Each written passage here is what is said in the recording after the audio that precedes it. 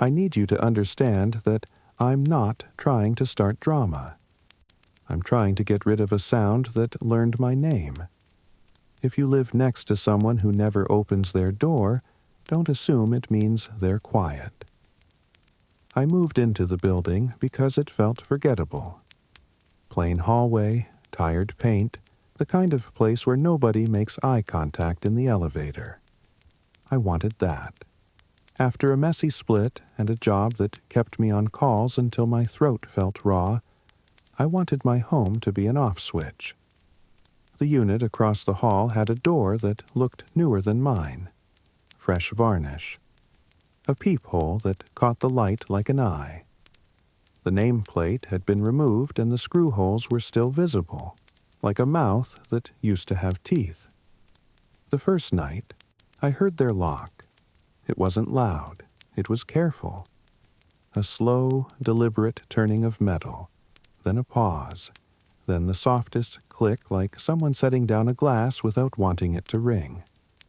I sat up in bed, waiting for footsteps in the hall. Nothing. I got up, padded to my own peephole, and looked out. The corridor was empty. The lights buzzed. The carpet looked darker in the center, where people's shoes had worn it down over time. Across from me, their door was closed. No movement. No shadow under the frame. I told myself it was an old building, pipes and settling, the kind of noises you learn to ignore. Then, the next night, the same lock turned again. Same careful pace. Same pause. Same click. After that, it happened whenever I tried to sleep. I wasn't scared at first. I was annoyed. I started going to bed later. I used headphones. I put a fan on. Still, the sound found its way through, threading itself between other noises like it knew where the gaps were. A while into this, I started noticing the smell. Not garbage, not mildew, not food. It was cleaner than that, but wrong. Like bleach that had been poured onto something that shouldn't be bleached. Like a bathroom that had been scrubbed hard enough to erase something, but the shape of the thing was still in the air. I passed their door on my way out and in, and sometimes the smell was faint, like a memory. Other times it was strong enough to make me breathe through my mouth. I never heard voices, no music, no television, nothing. Just the lock, always at the edge of sleep. I thought about leaving a note. I thought about being that neighbor. I told myself not to. Then I found the first paper slip. It was pushed under my door, waiting on the mat like it had always belonged there. White paper, torn from a larger sheet. No envelope, no signature. The handwriting was neat, almost too steady. Stop leaning on the wall. I read it twice, then looked up as if the wall itself might be watching me. I didn't lean on the wall. Not the hallway wall, anyway. Inside my unit, my couch did sit against the shared wall, but I hardly ever pressed into it. I sat on the other end. I worked at my desk. I paced. I checked the hallway. Empty. I looked at the paper again, and something about it made my skin go cold. It didn't feel like a complaint. It felt like a correction. That evening, I tried an experiment. I sat on the couch and leaned back, letting my shoulder touch the wall behind it. I stayed there, breathing quietly, waiting for a response. Nothing. I leaned harder, as if testing a door. Still nothing. I got up, walked to the shared wall in my bedroom, and pressed my palm against it. The paint was smooth and cool. I held my hand there and listened. The building listened back. Not with sound at first, with absence. The apartment seemed to hush itself, as if my listening had been noticed and everything else stepped away to make room. Then, from the other side of the wall, a faint scraping began. Not like furniture, not like footsteps, like nails dragged across paper, like someone drawing a line, slowly, patiently, in a place they didn't want to illuminate. I pulled my hand away. The scraping stopped immediately, as if I had lifted a signal. I stood there for a long moment, staring at blank paint, feeling foolish. Then I forced myself to laugh once, quiet and flat, and walked away. Later, when I tried to sleep, the lock turned, and I heard something else with it. A breath. It wasn't loud enough to be in the hallway. It wasn't muffled enough to be through a wall. It was the kind of breath you hear when someone is close, too close, when they think you can't hear them. I got out of bed, heart moving like it was trying to crawl up my throat, and went to the peephole. The corridor was empty. I kept my eye there anyway, watching the dead space between my door and theirs.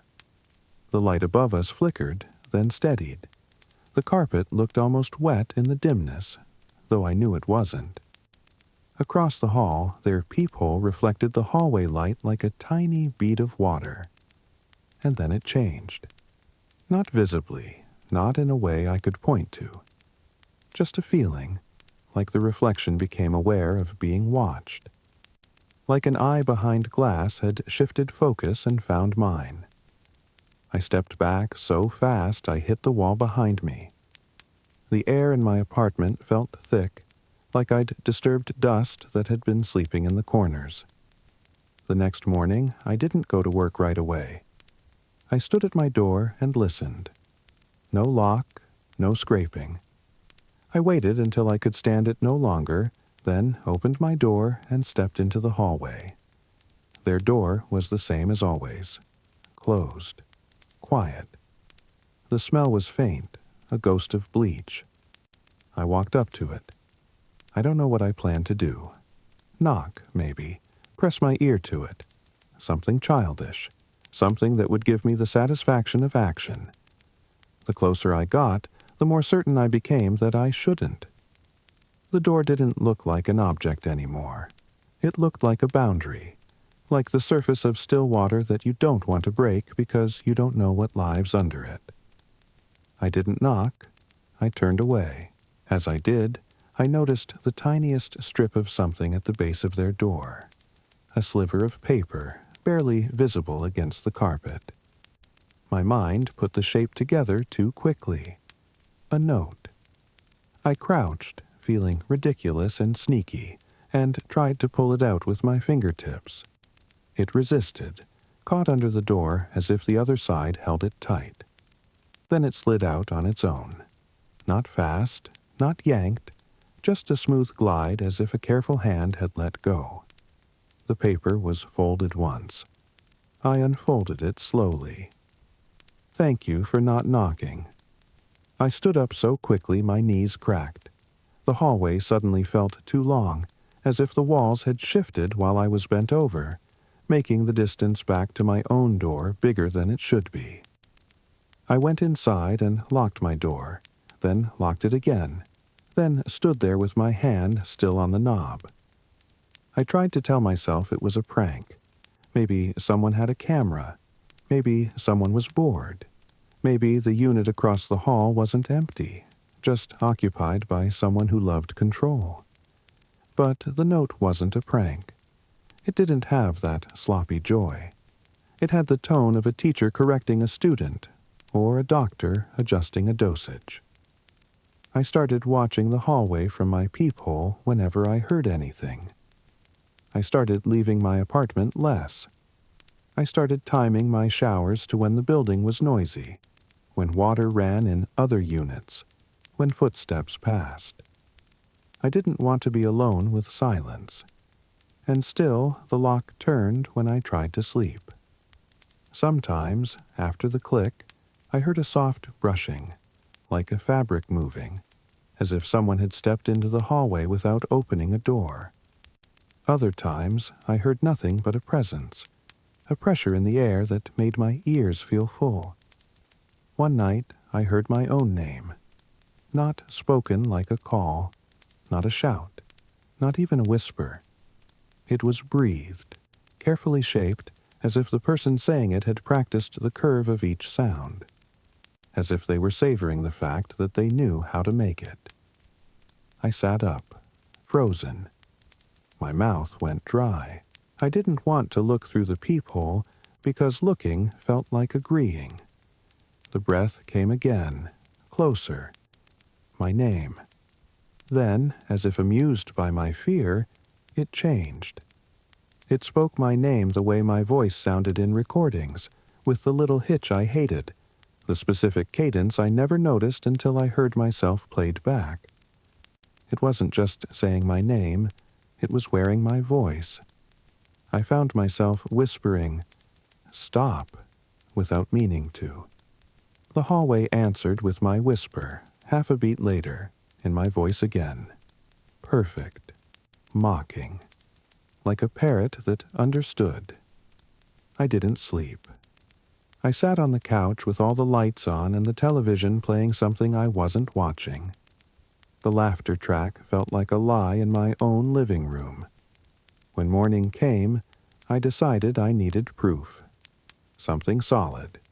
If I could record it, I could show someone. If I could show someone, I wouldn't be alone with it. That night, before bed, I set my phone to record audio and placed it by the door. I lay down, staring at the ceiling, heart ticking too loud. The lock turned. Click. I held my breath and waited for the voice. Nothing. I stared at the dark, furious and relieved at the same time. The lock had happened. I knew it had. So why no voice? Why no breath? Then I heard my phone. Not from my side of the door. From the hallway. The sound was unmistakable. The faint buzz it makes when it vibrates against a hard surface. The little muffled rattle. It came from outside, as if my phone were out there, sitting on the carpet. I sat up so fast the blanket fell away. That couldn't be. I had set it by the door. I had watched it. I slid out of bed and crossed the room in a rush. The spot where I'd put the phone was empty. My skin went cold and slick. I went to the peephole, hands trembling. The hallway was empty. My door was closed, locked. There was no gap, no draft. And yet, on the carpet outside, right near the threshold, my phone lay face up, recording. The screen glowed faintly, as if it had been placed there with care. I didn't open the door. I couldn't. I just stood there with my eye to the peephole until my vision blurred. After a long stretch, the phone's screen went dark, the recording ending on its own. I backed away. My legs felt like they belonged to someone else. In the morning, my phone was inside again, on my kitchen counter, charged, clean, not a smudge on it, not a hair, not a fingerprint, like it had never been in the hallway at all, like the hallway had never been real. I checked the audio file anyway. It was there, a long recording full of my apartment's small noises, the hum of the fridge, my breathing, the distant traffic. Then, in the middle, a sound I couldn't place at first. A soft, wet click. Then my own voice, right next to the microphone, saying my name. Not once. Not as a call, as a label. As if someone had leaned close and named me the way you name a drawer. After my voice said it, there was a pause. Long enough for my stomach to turn. Then another sound. The lock, turning. Only this time, it wasn't across the hall. It was my lock. Slow, careful. With that deliberate pause before the final click. On the recording, it happened while I was still in bed, breathing steadily. While my door, in reality, had been locked all night. I stared at the file until my eyes ached. I replayed it until the sounds felt like they were happening in the room with me again. Then I heard something I hadn't noticed before. Right after my lock finished turning, right after the click, a breath came through the recording. Very close. And then, so softly, I almost missed it. My own voice again, smiling in the sound of it, saying, I won't knock. I deleted the file. I don't know why. Panic, maybe. Instinct. Like deleting it would make it less true. That night, I didn't set my phone anywhere. I didn't try to record. I didn't lean on any walls. I barely breathed. The lock across the hall didn't turn. Instead, my peephole made the faintest sound, like a fingertip brushing glass. I sat up in bed and stared at my door, unable to look away. The brushing came again. A slow circle. Then my name, breathed in my voice, right on the other side of the wood. And then, as if the building itself wanted to show me how little my locks mattered, my door handle moved. Not jiggled, not tested. Turned, slow, careful, with that deliberate pause. And my lock, without any key I could hear, made the softest click as it opened. I didn't move. I couldn't. My body refused, like my muscles had been unplugged. The door didn't swing wide. It opened just enough for the hallway light to spill in, a pale strip crawling across my carpet. In that thin opening, I saw nothing solid, only the sense of someone standing there, patient, polite, waiting for me to do what I always did, waiting for me to pretend I hadn't noticed. From the hallway, my own voice whispered, warm and approving, "Good, you're learning."